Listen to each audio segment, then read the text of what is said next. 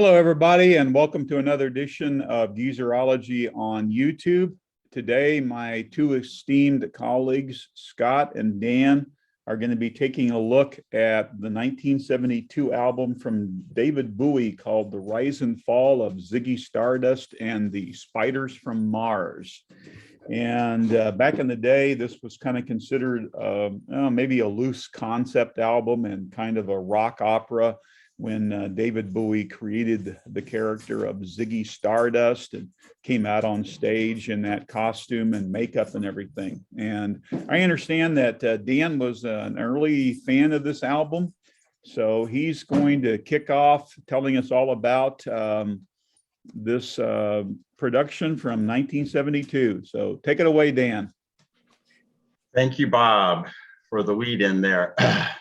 Yeah, Ziggy Stardust and the Spiders from Mars.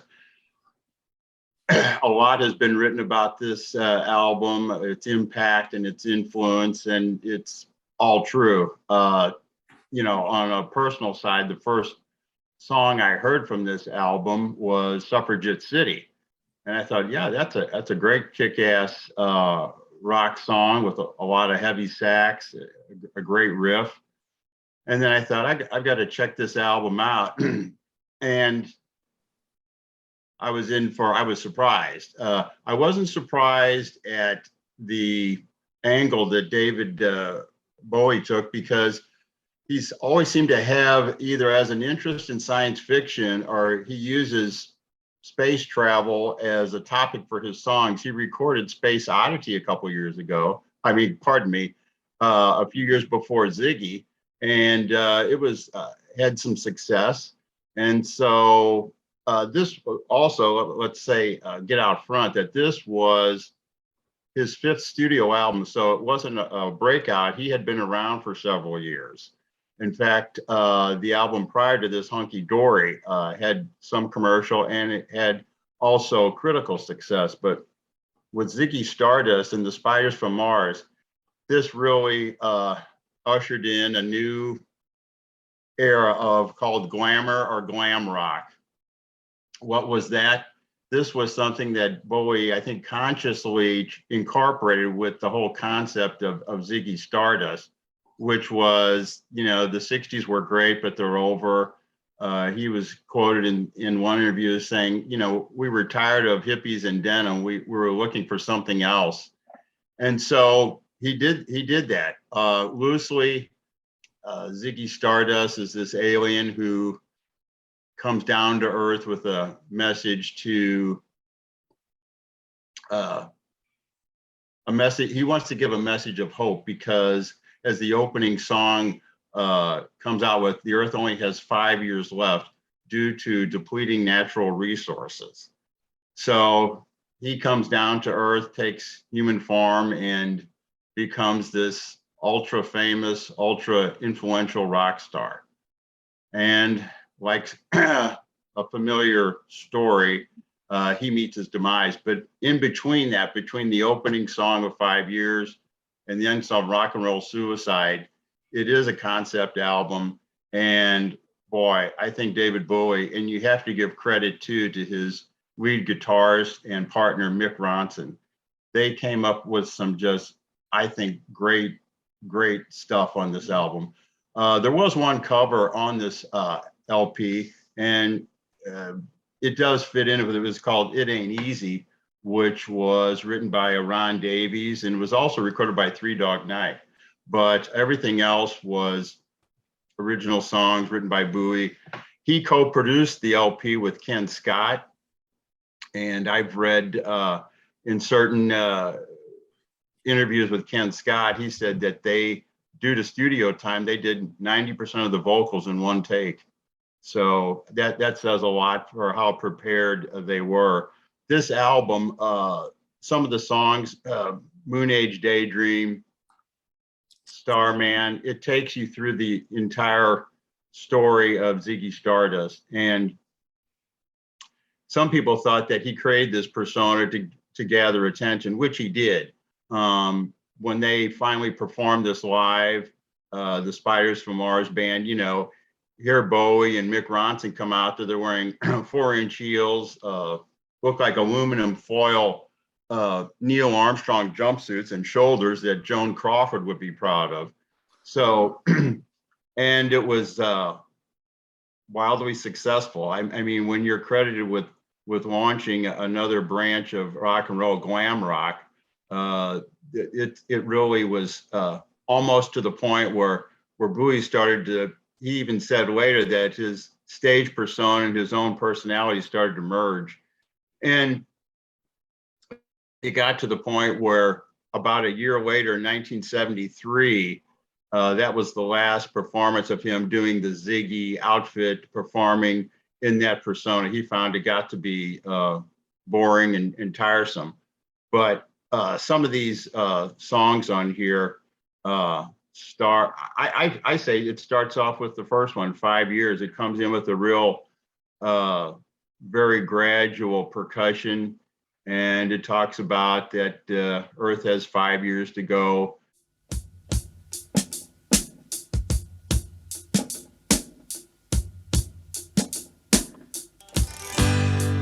Pushing through the market square, so many mothers crying. News had just come over. We had 5 years left to sighing. And it goes on to talk about Ziggy, and he eventually comes in, and the kids had no direction. They were all depressed. One other song that covers Ziggy's, how should I say, his evolution is when he goes from wildly popular to he gets rejected. And due to the fact that I think fame and fortune did him in, which has been a common theme in rock and roll way back when. David also credited, he took the character from Ziggy from an English rock and roller back in the 50s, a Vince Jones, I believe, who was sort of doing his version of Elvis. And apparently Vince Jones had an excessive lifestyle. What took me a while to get to this album, as with other albums, I was kind of put off by Bowie's androgynous look, although I think now that was pretty calculated. You know, he wanted to come off with this otherworldly persona, take rock maybe in a different direction. I was more used to, you know, the Elvis, Jim Morrison, more deeper vocals, but you know, the music will bring you through. I mean, the songwriting I think is very strong all over. Of course, you know, you can go through the Suffragette City with the Wham Bam Thank You Man, and we moved like tigers on Vaseline. So yeah, he was definitely putting out and wasn't afraid to talk about his, you know, he, she image. One other part of it was side 2 that I think is important is where he gets into the Starman and Lady Stardust. Just, I think the songwriting and the lyrics were just very evocative. It all fits together. I think that, you know, previous concept albums were The Who's Tommy and I guess you could say Sgt. Pepper. I think you have to be in a certain frame of mind for this, but the songs, do they hold up? Yeah. You know, the persona of Ziggy Stardust, you know, that came and went, but I think musically it still holds up. And I'd recommend if somebody wanted to find out what glamour rock was, it didn't last too long. Other people associated with it, Mark Bolan and that, but it was after the 60s, but before we got into when disco seemed to dominate the airwaves. And this is the album that propelled Bowie to superstardom. And you know, for people like me who thought, oh, he's going to continue this. No, he didn't. I think he had a career of confounding his fans and even critics because he would change, styles throughout the rest of his career. I don't think he wanted to be pinned down, or maybe he just had a short attention span for whatever musical vein he was working in. And let's see, one bit of trivia.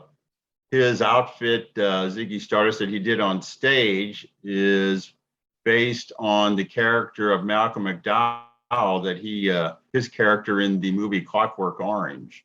So for fans of that, that's mildly interesting.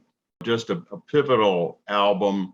Look past the androgyny, look past the other things. It took me a while to get past that and just focus on the music, the story, and boy, I just think these four guys and Ken Scott, they came up with it. So, Dan, thank you for that illuminating look at David Bowie's Ziggy Stardust album.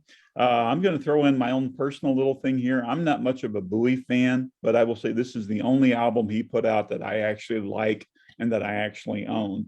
And I always thought Space Oddity was a great song. Anyway, Scott, let's hear from you now about Ziggy Stardust. What do you think? This is without a doubt. This is a 5-star album. This is a perfect album. This is probably one of the best albums recorded in the last 50 years. Came out 50 years ago, and there haven't been too many albums that are better than this. That said, it was an album I first heard it. Dee and I were neighborhood buddies back in the day. I think I was a senior in high school. Dee might have been out of high school, or maybe I was a junior and Dee was a senior. I don't remember exactly what. But anyway, that was where I first heard it. Was when Dee presented it to me. And I distinctly remember that he got a hold of this and Hunky Dory probably at the same time, and introduced me to both of these things. And I thought it was okay, but it was several years before I actually went out and actually grabbed my own copy of it and started listening to this and thinking, man, this thing is great. Just a great rock and roll album, and every track is either good or great. There are no bad tracks. There's no fillers here. Everything is solid. The band is tight. The songs are great. Bowie is a great singer. All that said, I don't know why this is, but I have never I have never felt a real attachment to this record. It's always been a record that I appreciate it, and when I go to listen to it, I just marvel at how great it is. But it's not an album that after I put it aside that I ever think about going back to. There's usually always a reason. I hear something, it's like, oh yeah, let me go back listen to that again. But and I don't know why that is, because it is such a great record, and it's music that I like, but it's just not something that grabbed me and held on to me, and I don't know why that is. That said, I don't know, especially in that period, and with the transition that was going on in music at the time, going from going from the Woodstock era and the Beatles and the psychedelic era. I mean, the early 1970s, 1971 and 1972, the Beatles were breaking up, Cream was breaking up, Jimi Hendrix had died, Janis Joplin had died, Jim Morrison died, and there was this big transition going on. All of a sudden that generation had been with us for a few years in the late 60s into the 70s. All of a sudden, all those people were gone, and there were these new forms of rock music emerging at the time. This is one of them. This is one of them. And Bowie was right on the cusp of that. And this pretty him, he didn't invent what we now became, what we now know is what glam rock was. I mean, he didn't invent that. This wasn't the first. T-Rex had been doing this for a year or two before this. But he was right on the cusp of it. And and this album was such an impactful thing that came along for this movement. I mean, but think about this a minute. Ziggy, you know, things are changing, things are moving. Ziggy Stardust comes along. It got some attention. It wasn't a big smash hit. I mean, this is the album that, you know, Bowie had been doing pretty well in England, but this is the album that really broke him in the United States. Still just a little bit. I mean, Bowie didn't really become huge in the United States until a couple of follow-up albums from this. In fact, I just saw that this album peaked in the US on the Billboard 200 at number 21. That was the highest it got, but that happened in 2016 after Bowie died. So this album was never a top 20 hit in the United States until 2016, which is 40 years later, 45 years later. However, I'm going to throw this out at you, and you tell me if there's anything more impactful from that era than 1972, and the tremors that this album sent was pretty far wide reaching. This album was recorded for RCA Records. All of a sudden, Bowie broke in the United States on RCA Records, also on RCA Records in London. And RCA Records got behind this thing and got behind Bowie. And so, like I say, when I say that his big success as far as album sales go happened in the subsequent albums after this, well, that was because after Ziggy Stardust came out, RCA Records, they realized they had something here, and they really got the marketing machine going for him. Well, what also happened here was there was a band that RCA Records had over in England called Mott the Hoople, and RCA was trying to push them, and it just wasn't happening for them. And the band Mott the Hoople was throwing in the towel, said, "We're done. We can't do this anymore. We've got to get on and go out and figure out a way to make a living." And David Bowie came along, and he went to RCA Records, and RCA Records gave a blessing, and he went to Mott the Hoople and said, "Hey guys, I got a song I'd like to give you. So record it, see what you can do with it." And that song was All the Young Dudes, right? And and that became huge for Mott the Hoople, and that all of a sudden Mott the Hoople became a big cog in this glam machine that was happening in the mid '70s, and it worked. So this album certainly impacted Mott the Hoople's career. And so what happened after that? Bowie had this guy who was a big fan of over in the United States, and RCA Victor had signed this guy named Lou Reed to a contract. Reed in early 1972 recorded an album that just bombed. It went nowhere, and they were all ready to give up. And Bowie goes to RCA Victor and raises his hands and says, "Hey, I'd like to try to do something with this." And RCA said, "Go for it. You know, you're on a roll, go for it." And Transformer happened, right? And gave Lou Reed a career. Same thing happened a couple of years later with Iggy Pop and Raw Power, you know, and all because Bowie, with Ziggy Stardust, especially with the help of Ken Scott, with the help of Mick Ronson, all these guys worked on these other records. You know, I mean, there was a whole team. It wasn't just Bowie. It was Ronson and Ken Scott. They all had a big hand in all these records, and it's just because of this album, because this album was such a tornado that and Bowie learned a lot of lessons. He learned what making records is all about. By making this record, he came up with this great product. RCA got behind him, and all of a sudden, next thing you know, he's out there creating. I mean, literally from the ground up, creating this whole stable of successful musicians. I mean, Bowie could have been, if he would have decided to go and be a record executive, he would have probably been a great record executive because he knew how to do that. You know, he knew what to do, and because Ziggy Stardust was such a great album, and RCA. And it did so well for RCA. RCA got behind him and gave him the opportunity to do this stuff. You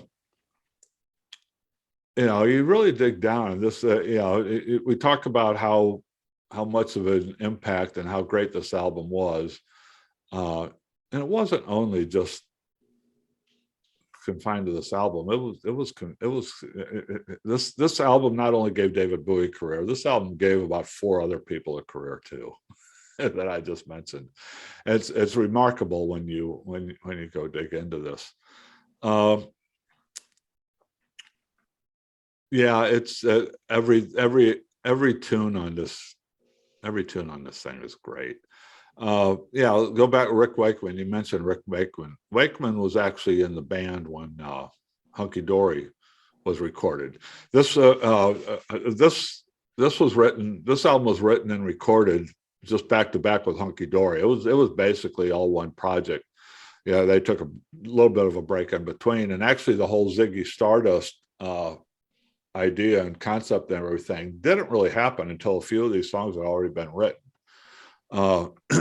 And I got whatever happened, Bowie or somebody just kind of said, well, there's kind of this thread that puts these songs together, and then they got it, and then they created the Ziggy Stardust character.